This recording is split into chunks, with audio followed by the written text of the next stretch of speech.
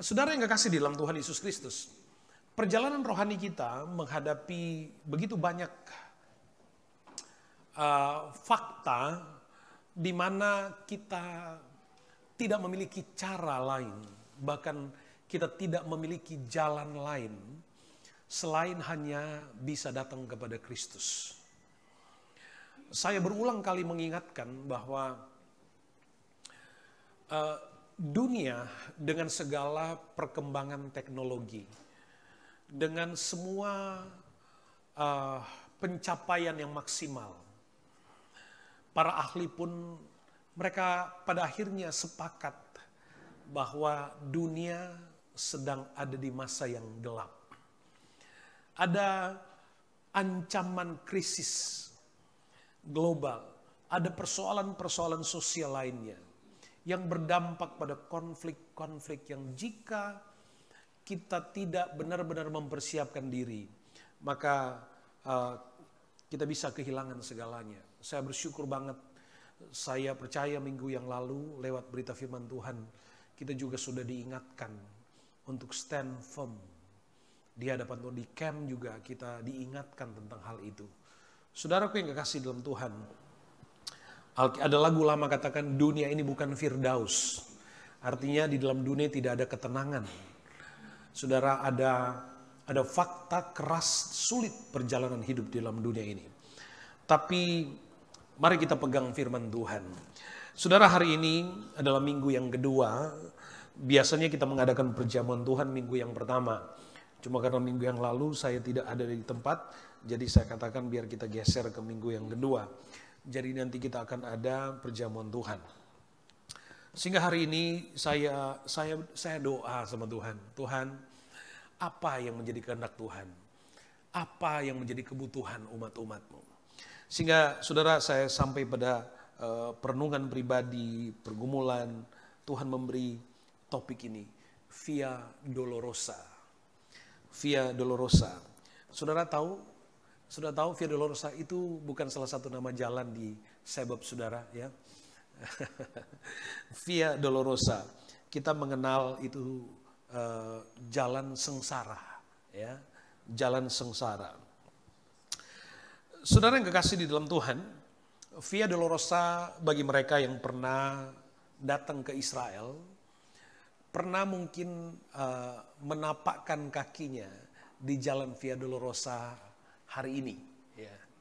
Ada jejak, ada saksi bisu tentang perjalanan Kristus menuju Golgota. Via Dolorosa atau disebut jalan penderitaan atau jalan sengsara. Via Dolorosa adalah perjalanan Yesus atau langkah-langkah terakhir Yesus ketika dia ada di dalam dunia. Kita mengenal ketika Kristus kemudian Yesus mengorbankan dirinya untuk saya dan saudara. Ada kisah tentang salib Kristus, perjalanan salib di sana. Dan Via Dolorosa adalah sebuah kisah yang penting buat hidup saya dan saudara. Dan saya berdoa supaya kita bisa mendapatkan berkat di situ. Yesus, ketika Alkitab menceritakan ketika Yesus ditangkap di Bukit Getsemani, kemudian dia mulai ada 6 proses peradilan yang Yesus harus lalui. Dimulai dari dia di hadapan Hanas, kemudian Kayafas, kemudian para Sanhedrin, kemudian Pilatus, kemudian Herodes, kembali kepada Pilatus. Ada 6 trial, ada 6 proses peradilan di mana Yesus diadili. Dan sampai kemudian kepada Pilatus pada akhirnya bukan atas nama hukum, tetapi atas desakan masyarakat pada waktu itu sehingga dia memutuskan Yesus disalibkan. Tapi itu pun dia membasuh tangannya, dia melepaskan dirinya dari keputusan itu. Dan saudara yang kekasih di dalam Tuhan, ada 14 titik yang dicatat dalam perjalanan Via Dolorosa sampai Yesus dikuburkan. bahkan dibangkitkan. Dan titik awal dari perjalanan itu adalah ketika Pilatus menjatuhkan hukuman bagi kerajaan Romawi. Pilihan hukuman salib adalah pilihan hukum paling berat. Karena pilihan hukum salib adalah pilihan hukum paling berat baik untuk orang Romawi maupun juga untuk non-Romawi. Karena proses hukuman itu akan membuat yang terhukum akan menjalani penderitaan yang banyak dari antaranya tidak dapat menjalani sampai akhir proses itu. Saudara, minggu depan dalam kehendak Tuhan saya akan sedikit bicara tentang salib. Tapi izinkan kita bicara dulu hari ini tentang jalan ke salib itu di Golgota. Kita awali dengan bacaan kita dalam kitab Ulangan pasal yang kedua, ayat yang ke-7. Ulangan pasal yang kedua, ayat yang ke-7. Firman Allah berkata, sebab Tuhan Allahmu memberkati engkau dalam segala pekerjaan tanganmu. Ia memperhatikan perjalananmu melalui padang gurun yang besar ini. Ke-40 tahun ini Tuhan Allahmu menyertai engkau dan engkau tidak kekurangan apapun. Saudara, ini adalah kisah tentang perjalanan bangsa Israel ketika mereka keluar dari Mesir menuju ke tanah Kanaan. Tuhan yang menjanjikan tanah Kanaan buat mereka. Tuhan yang janjikan. Tapi beberapa waktu lalu kita sudah belajar tentang bagaimana Tuhan membawa mereka sampai ke tanah Kanaan. Sebuah perjalanan yang sebenarnya dekat dan pendek di Via Maris. Tetapi Tuhan dengan sengaja membawa mereka harus berputar ke padang gurun selama 40 tahun untuk sampai ke tanah Kanaan. Hanya dengan satu alasan, supaya orang Israel mereka siap secara rohani untuk benar-benar bisa masuk ke tanah Kanaan. Sehingga perjalanan bangsa Israel keluar dari tanah Kanaan keluar dari Mesir maksud saya, menuju ke tanah Kanaan, itu adalah picture tentang perjalanan rohani saya dan saudara. Kita akan melihat bahwa setiap tapak perjalanan bangsa Israel itu bicara tentang perjalanan iman saya dan saudara. Tahukah kita saudara bahwa kehidupan iman kita, bahwa pertumbuhan iman kita adalah sebuah perjalanan. Kekristenan bukan berarti berdiam dalam kenyamanan di satu tempat kemudian menunggu akhir hidup dan berharap buka mata sorga. Tidak. Kekristenan adalah sebuah perjalanan. Iman adalah sebuah perjalanan. Apa sesungguhnya yang Alkitab ingin jelaskan ketika Tuhan membawa bangsa Israel sampai ke tanah Kanaan?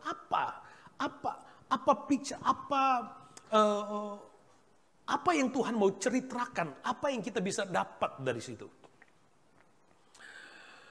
Alkitab katakan selama 40 tahun di padang gurun. Perhatikan kalimat dikatakan Allah, ia memperhatikan perjalananmu. Ia memperhatikan perjalananmu melalui padang gurun. Kalau Tuhan yang menjanjikan tanah Kanaan, kenapa sih harus melewati padang gurun? Kenapa harus padang gurun? Pertanyaan yang sama mungkin datang kepada kita yang hidup di era kita hari ini. Kita berharap sorga. Dan kita pun berharap supaya perjalanan ini, Tuhan kalau boleh, lalukan cawan ini dalam perjalananku. Kita berharap supaya tidak ada persoalan. Kita berharap supaya tantangan itu dilalukan. Kita berharap supaya sorga disibukkan hanya untuk membersihkan setiap langkah yang akan kita jalani. Kita berharap seperti itu. Tapi apakah itu tujuan dari perjalanan? Bukan. Kita hidup di era modern dengan segala kebutuhan yang serba terpenuhi. Apalagi kita yang hidup di negara barat seperti ini.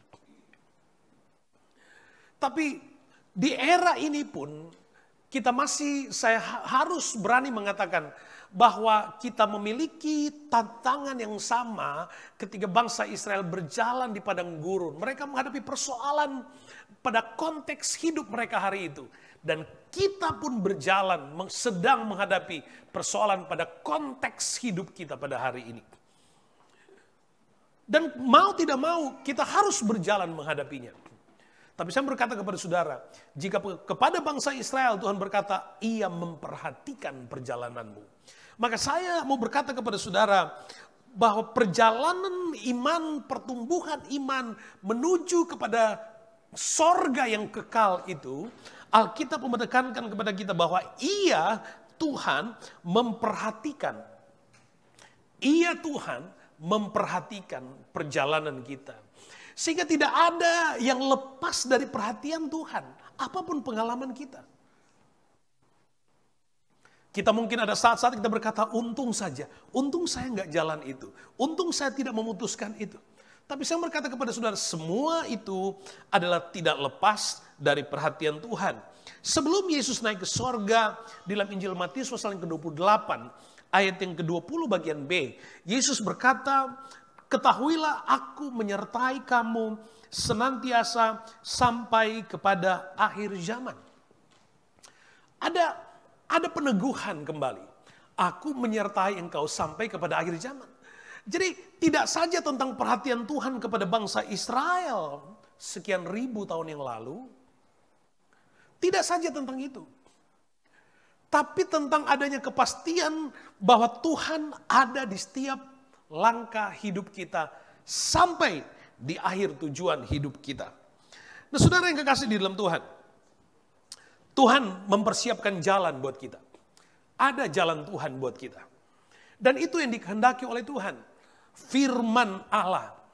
Firman Tuhan adalah seperti ya, kita mengenal ini seperti GPS kita, ya, yang memastikan kita sampai kepada tujuan. Artinya ada perjalanan, ada keputusan yang Tuhan mau supaya kita berjalan dan memutuskan sesuai dengan apa yang Tuhan mau, bukan? Itu kepastiannya. Di dalam kitab Hosea pasal yang ke-14 ayat yang ke-10, siapa yang bijaksana biarlah ia memahami semuanya ini. Siapa yang paham, biarlah ia mengetahuinya, sebab jalan-jalan Tuhan adalah lurus. Dan orang benar menempuhnya, tetapi pemberontak tergelincir di situ. Jalan Tuhan adalah lurus. Alkitab berkata dalam ayat yang lain, manusia hanya bisa mengira-ngira jalan, tetapi Tuhan yang memutuskan. Ada jalan yang disangka lurus tapi ujungnya menuju kepada kebinasan. Itu Alkitab tulis seperti itu. Pada titik puncak dari kemaksimalan berpikir manusia, kita banyak membuat keputusan yang kemudian kita sebut itu visi yang terbaik dari perjalanan hidup kita. Tapi berapa banyak dari kita yang gagal melakukan perjalanan kepada visi yang kita pikir itu yang paling baik. Artinya kita tidak mampu menentukan, memutuskan apa yang terbaik buat kita hari esok. Karena hari esok masih merupakan sebuah tanda tanya atau misteri yang besar buat kita. Makanya Allah mempersiapkan jalan bagi kita. Sekalipun jalan itu seperti jalan di padang pasir. Sekalipun jalan itu seperti jalan di padang gurun. Atau pada konteks kita, sekalipun jalan itu perjalanan yang keras, sulit, keras, penuh dengan tantangan. Tapi jalan Tuhan itu lurus. Kalau Tuhan yang menetapkan jalan itu, Alkitab berkata, aku akan menyertai sampai pada akhir zaman. Dan Alkitab pun berkata, saudaraku, orang benar akan berjalan pada jalan Tuhan itu. Tapi ada keadaan sebaliknya. Orang fasik, kalau dia jalan di jalan Tuhan, dia akan tergelincir dengan sendirinya. Kenapa? Ini pesan penting bahwa jika engkau memilih Tuhan, engkau harus benar-benar sungguh-sungguh berjalan dengan Tuhan. Engkau nggak bisa memilih kaki satu ada dengan Tuhan, kaki yang lainnya memilih dunia. Alkitab jelaskan jalan Tuhan. Orang yang tidak sungguh-sungguh ketika dia berjalan di jalan Tuhan, dia tidak dengan kehidupan yang benar, dia akan tergelincir. Saudara perhatikan, banyak orang yang sekedar menjadi Kristen, sekedar percaya Tuhan, sehingga mereka mengalami kegagalan dalam hidup mereka. Banyak yang seperti itu. Makanya sekali kita memilih Tuhan, sekali Yesus, tetap Yesus. Katakan amin, saudara. Itu yang penting dalam perjalanan hidup kita. Dengan Tuhan, bersama dengan Tuhan. Hidup rohani kita sekali lagi adalah sebuah perjalanan kepada keselamatan. Di ibadah camp yang lalu saya sempat menyitir atau menyinggung sedikit tentang hal ini. Pada awal gereja mula-mula, orang-orang percaya mengalami pertumbuhan yang luar biasa. Tapi di waktu yang bersamaan, tantangannya pun luar biasa.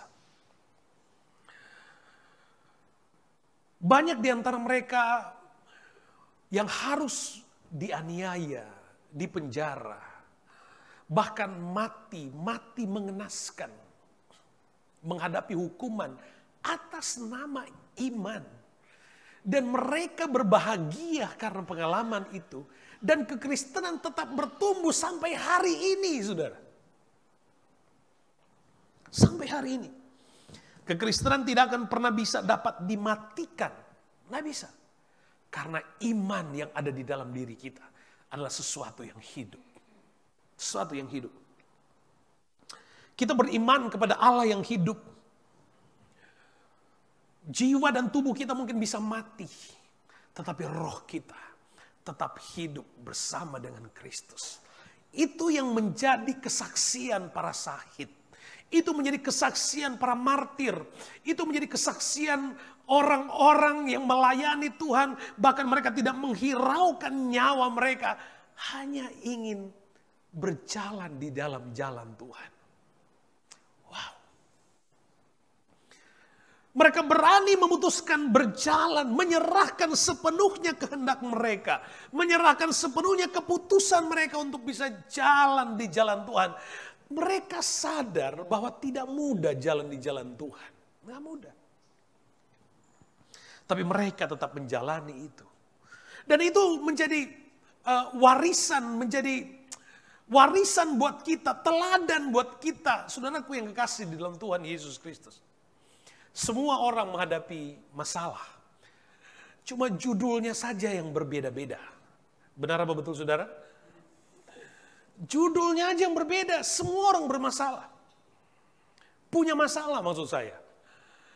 Saudaraku, sadar nggak kita bahwa orang yang duduk di samping Anda hari ini adalah bukti bahwa tindakan Anda untuk beribadah hari ini adalah tindakan terbaik, keputusan terbaik. Orang yang ada di samping Anda adalah bukti bahwa Tuhan itu hidup. Orang yang ada di samping Anda membuktikan bahwa kalau dia bisa mengatasi masalahnya, maka kita juga. Kalau Tuhan bisa tolong dia dan dia bisa ada duduk di samping saya dan tetap beribadah kepada Tuhan, itu berarti saya juga pasti bisa, bukan? Perjalanan bersama dengan Tuhan. Apa yang dapat kita lakukan hari ini? Apa yang dapat kita lakukan? Dan apa yang harus kita buat? Kita mau jadikan ibadah gereja sebagai tempat entertainment supaya kan besok kerja capek, jadi saya harus benar-benar emosi saya dulu harus relax dulu. Jadi saya mau supaya gereja biar saya banyak tertawa. Itu yang saudara harapkan. Gereja harus menjadi laboratorium dari pembentukan karakter rohani. Supaya ketika kita dihadapkan pada fakta yang keras, kita dapat berkata, Tuhan terima kasih. Engkau menyertai setiap langkahku. Tuhan terima kasih. Engkau ada di setiap jalan-jalanku. Alkitab katakan dalam kitab 1 Yohanes 2:17 bahwa dunia ini sedang lenyap bersama keinginan. Tetapi orang yang melakukan kehendak Allah tetap hidup selama-lamanya. Amin saudara. Kalau ini sederhana, kalau kita ingin hidup selama-lamanya, lakukan firman Tuhan. Jelas dong. Nggak perlu ada explanation yang detail lagi. Kalau mau hidup, lakukan firman Tuhan. Amin. Lakukan firman Tuhan. Segala sesuatu di dunia ini menghadapi perubahan. Nggak ada yang pasti, saudara. Kepastian di dunia ya perubahan itu, saudara. Mari berjalan dengan Tuhan. Dan saudaraku yang kekasih dalam Tuhan, jika Yesus telah menolong mereka di zaman sebelum kita, di generasi sebelum kita. Jika mereka yang percaya kepada Tuhan sebelum kita, dan mereka telah melakukan segalanya, mereka telah mengorbankan segalanya untuk tetap percaya kepada Tuhan, dan Tuhan menolong mereka, maka kita juga pasti ditolong oleh Tuhan. Kenapa? Karena Tuhan tidak pernah berubah. Kitab Ibrani jelas katakan, Ibrani 13 ayat 8, Yesus Kristus, dia tetap sama. Hari ini, kemarin, sampai selama-lamanya. Sama. Ketika Tuhan menolong mereka yang menghadapi kesulitan di belahan dunia yang lain. Ketika Tuhan mampu menolong saudara-saudara kita yang lain yang menghadapi kesulitan dan Tuhan mampu menyelamatkan mereka. Percaya, kita juga pasti ditolong oleh Tuhan. Mana aminnya? Tuhan tolong. Mari saudaraku, saya ingin membawa kita ke Via Dolorosa. Saya ingin satu waktu kita bisa ke Israel. Saya pinginnya bareng jemaat. Gold Coast tadi pagi, saya ngomong, semua pada senang banget saudara.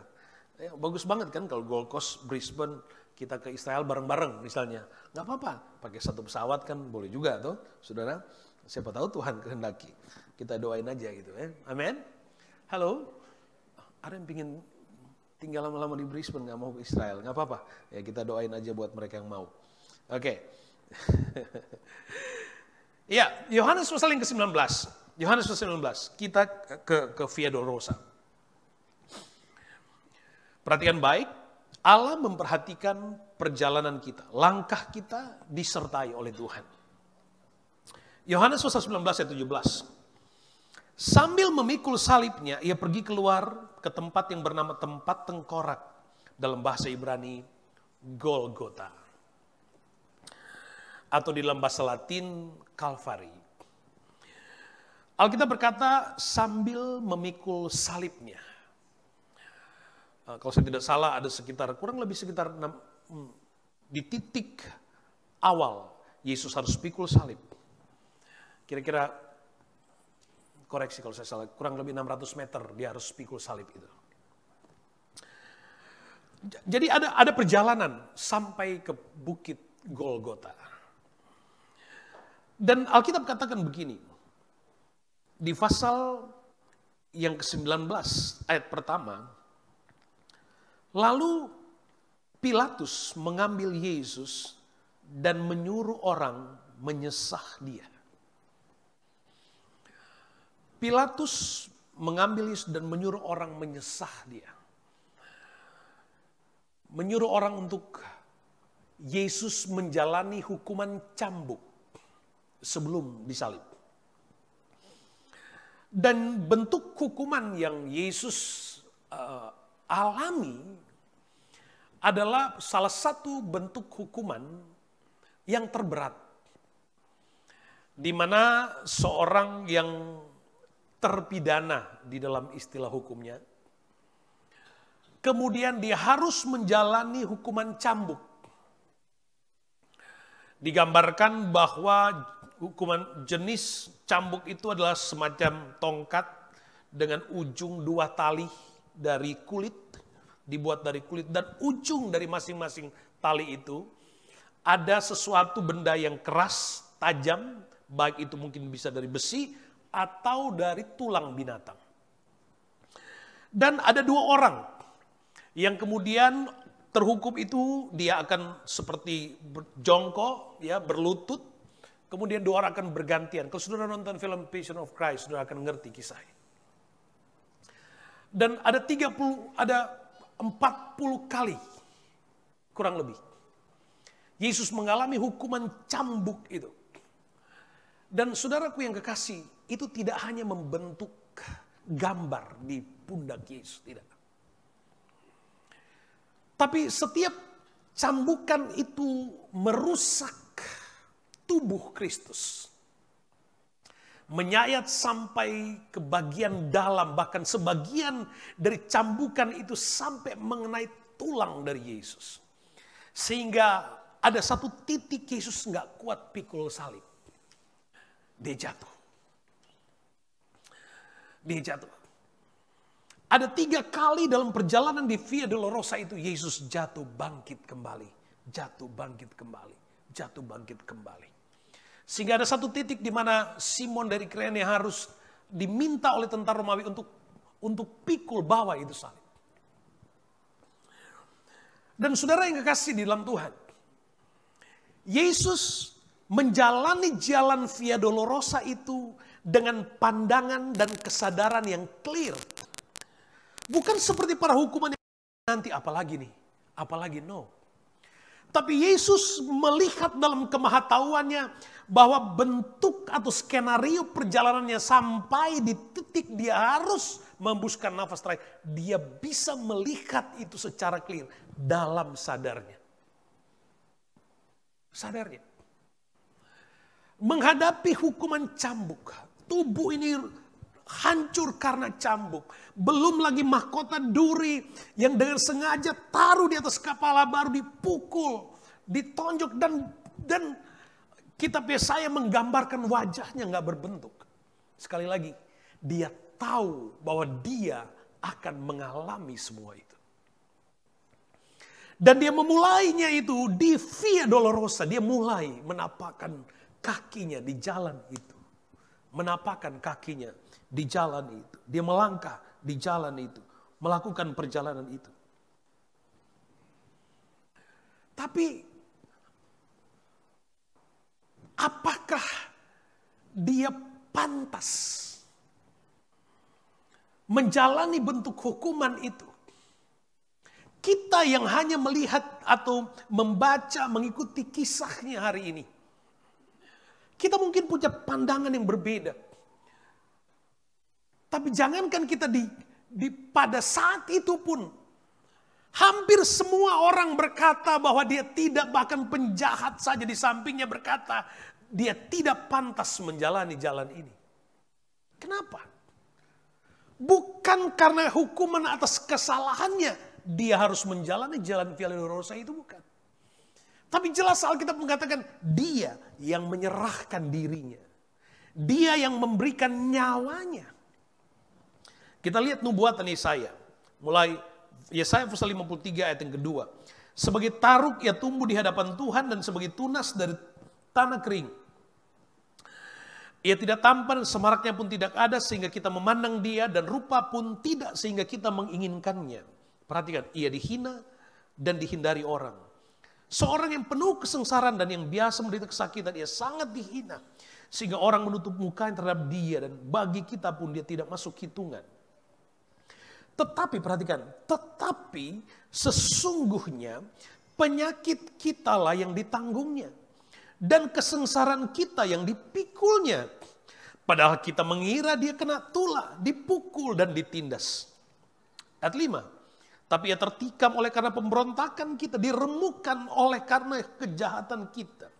Ganjaran yang mendatangkan keselamatan bagi kita ditimpahkan kepadanya, dan oleh bilur-bilurnya kita menjadi sembuh. Kita sekalian sesat seperti domba. Masing-masing kita mengambil jalannya sendiri. Tetapi Tuhan telah menimpakan kepadanya kejahatan kita sekalian. Dia dianiaya, tapi dia membiarkan dirinya ditindas dan tidak membuka mulutnya seperti anak domba yang dibawa ke pembantaian. Seperti induk domba yang keluh di depan orang-orang yang menggunting bulunya. Ia tidak membuka mulutnya. Nubuatan Yesaya tentang Yesus.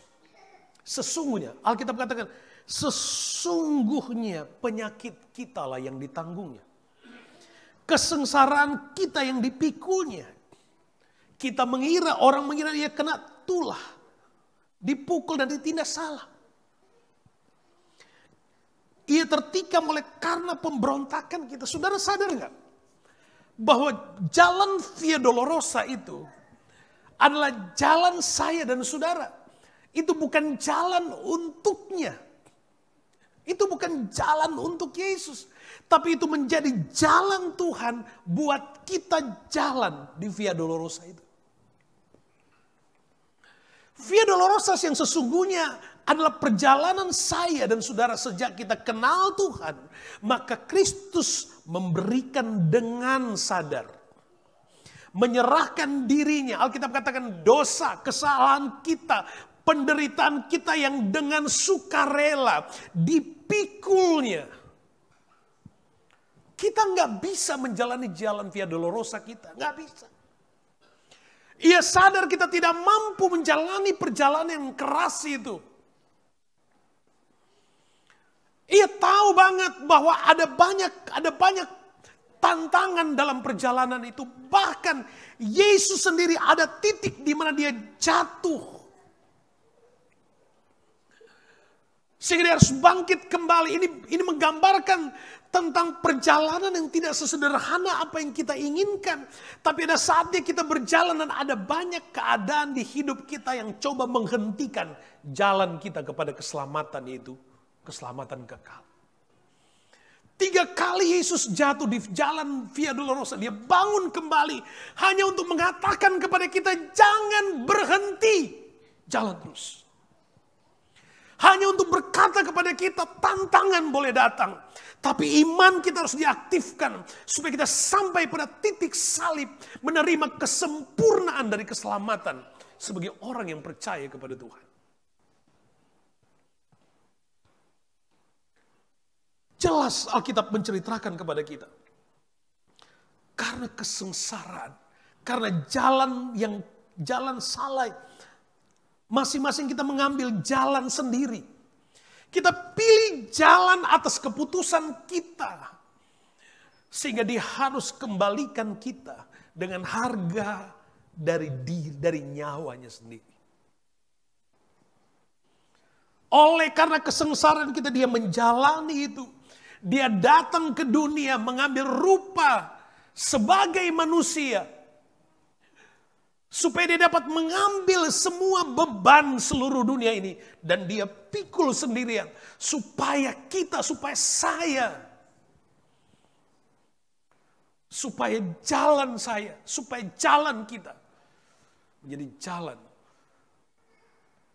Menuju kepada keselamatan. Dan kita semua sampai pada tujuan itu. Mungkin ada yang menyerah.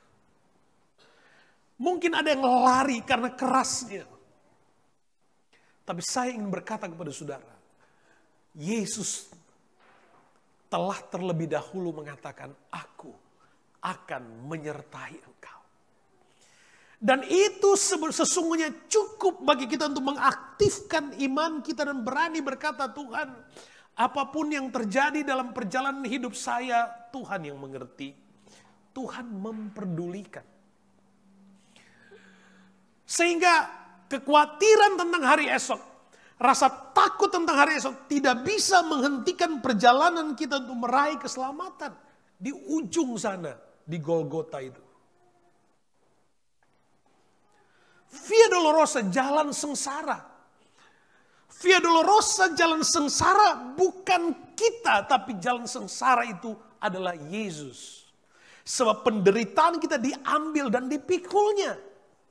Sehingga kita tidak lagi merasakan apa yang sesungguhnya seharusnya kita rasakan. Kita tidak lagi mengalami apa yang seharusnya kita alami. Karena dia ambil semuanya. Dia ambil semuanya. Jatuh, bangun. Jatuh, bangun. Dia jalan. Dia jalan. Setiap langkahnya, setiap tapak dari perjalanan Via Dolorosa yang menanjak. Setiap tapak yang dia pijak, dia ingat nama saya. Setiap tapak dia pijak, dia ingat nama saudara.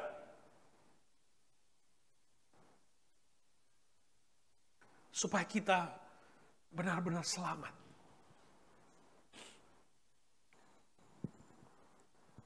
Ada darah dan keringat, air mata yang membasahi jalan Via Dolorosa itu. Jalan Via Dolorosa adalah saksi bisu yang sampai hari ini ada. Kalau dia bisa cerita, kalau Via Dolorosa bisa cerita, dia akan cerita setiap tetes darah yang jatuh ke Via Dolorosa. Ada nama saya, ada nama saudara, supaya kita disembuhkan, kita dipulihkan. Tidak saja ketika darah, puncak penderitaannya di kayu salib, darah itu keluar dari sekujur tubuhnya. Tapi sejak dari titik awal penderitaannya, darah itu telah membasahi perjalanan itu. Dan dari titik awal sampai ke Bukit Golgota itu sebelum kata seperti spektrum dari kehidupan iman, di mana kita sedang ada di jalan itu. Kita yang sedang berjalan di Via Dolorosa kita hari ini. Tapi Via Dolorosa kita hari ini bukan pesan penting pada jalan itu, bukan lagi pesan penderitaan, tapi tentang pesan tentang Kristus menyertai kita sampai akhir zaman. Pesan tentang Ia peduli.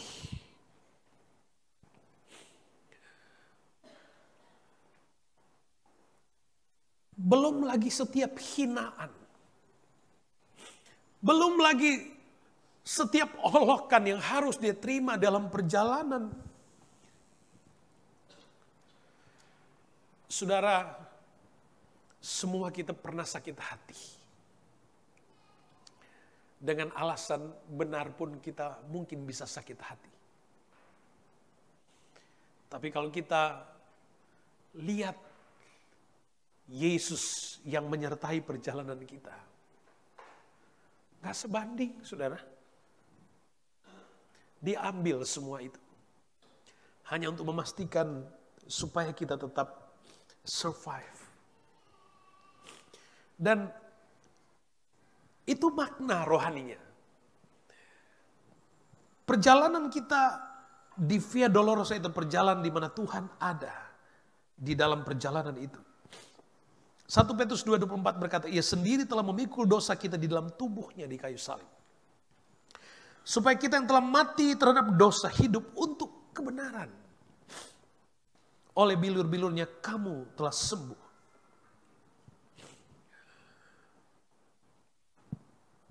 Ia memikul dosa kita di dalam tubuhnya di kayu salib. Supaya kita yang telah mati terhadap dosa hidup untuk kebenaran. Via Dolorosa adalah perjalanan menemukan kebenaran. Dan di setiap inci dari perjalanan itu ada Yesus. Di setiap inci dari perjalanan di Via Dolorosa kita ada Yesus.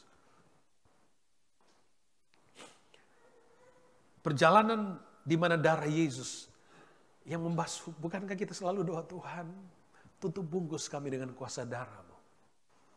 Benar apa betul, saudara? Kita suka doa begitu, bukan? Itu loh. Seperti di perjalanan di mana guratan, sayatan di sekujur tubuh Yesus meneteskan darah ke jalan lurus itu. Supaya kita bisa sampai ke atas. Supaya kita bisa sampai ke atas. Supaya kita bisa sampai kepada tujuan kekal itu. Dalam perspektif yang lain. 1 Korintus 12 ayat 27. Kamu semua adalah tubuh Kristus. Kita adalah tubuh Kristus. Maka sesungguhnya sosok dalam perjalanan ke Golgota adalah gereja Tuhan yang sedang mengalami aniaya, sedang mengalami penderitaan. Tetapi karena Kristus ada di dalamnya, gereja adalah tubuh, tapi kehidupan adalah Kristus sendiri. Gereja kita adalah tubuh, tapi spirit adalah spirit Kristus. Sehingga apapun yang harus dialami oleh Yesus dalam perjalanan jatuh bangun, sakit, air mata, tetes keringatan darah, dia jalani itu. Dia tetap sampai ke Golgota. Kenapa? Karena ada kehidupan Kristus di dalamnya. Demikian pun kita, gereja Tuhan, percaya di dalam hidup kita ada kehidupan Kristus. Ia telah memberikan kepada kita untuk kita menikmati pribadi Yesus secara utuh. Dan kehadiran Kristus di hidup kita tidak saja ketika kita sedang beribadah, tidak saja. Tapi kehadirannya ada di dalam hidup kita ketika kita sedang ada di rumah kita, di pekerjaan kita, di bisnis kita, di studi kita. Dia ada di sana. Dia ada di sana. Dan dia sedang menyelesaikan bagiannya untuk memastikan kita tetap ada di jalan lurus. Pastikan kita ada di jalan lurus. Roma 8 ayat 34. Kristus Yesus yang telah mati, bahkan lebih lagi yang telah bangkit, yang juga duduk di sebelah kanan Allah, yang malah menjadi pembela bagi kita. Siapakah yang akan memisahkan kita dari kasih Kristus? Penindasan, kesesakan, aniaya, lapar, telanjang, bahaya atau pedang. Seperti ada tertulis, oleh karena engkau kami ada dalam bahaya maut sepanjang hari. Kami telah dianggap sebagai domba-domba sembelihan. Tetapi dalam semuanya itu kita lebih daripada orang-orang menang oleh Dia yang telah mengasihi kita. Sebab aku yakin bahwa baik maut maupun hidup, baik malaikat-malaikat maupun pemerintah-pemerintah, baik yang ada sekarang maupun yang akan datang, kuasa-kuasa yang di atas maupun di bawah, ataupun suatu yang makhluk lain, tidak akan dapat memisahkan kita dari kasih Allah yang ada dalam Kristus Yesus Tuhan kita. Nggak ada yang dapat memisahkan. Nggak ada yang dapat memisahkan kita dari kasih Kristus. Mau apapun kata dunia, krisis, tapi itu tidak akan memisahkan dari kasih Kristus. Amin. Tidak ada yang dapat memisahkan kita dari kasih Kristus. Haleluya. Ayat favorit, saudara. Amin. Maaf tamu-tamu. Ya. Ayat favorit. Ayat favorit maksudnya ayat terakhir. Ya. Wahyu 3 ayat 4. Tetapi di Sardis ada beberapa orang yang tidak mencemarkan pakaiannya. Mereka akan berjalan dengan aku dalam pakaian putih, karena mereka adalah layak untuk itu. Saudara bayangkan di jalan Tuhan, perjalanan bersama dengan Tuhan.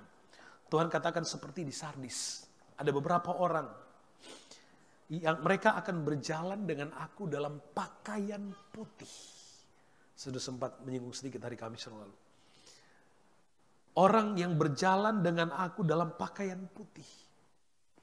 Dan kalau ditanya itu siapa mereka? Itu adalah saya dan saudara. Amin. Itu saya dan saudara. Berjalan bersama dengan Tuhan. Dalam jubah kudusnya di jalan Tuhan. Dan percaya Tuhan yang menyertai kita. Percaya Tuhan yang berjalan dengan kita. Percaya Dia menyertai kita. Mari saudaraku yang kekasih dalam Tuhan. Hidupkan iman percaya kita kepada Tuhan untuk tetap yakin. Ada lagu lama katakan, orang lain Tuhan tolong, saya juga. Kalau orang lain Tuhan tolong, masa kita Tuhan lupakan? Tuhan pasti tolong, amin. Tuhan pasti tolong, Tuhan pasti tolong. Mari, saudara kita bangkit berdiri bersama, kita akan masuk dalam perjamuan Tuhan.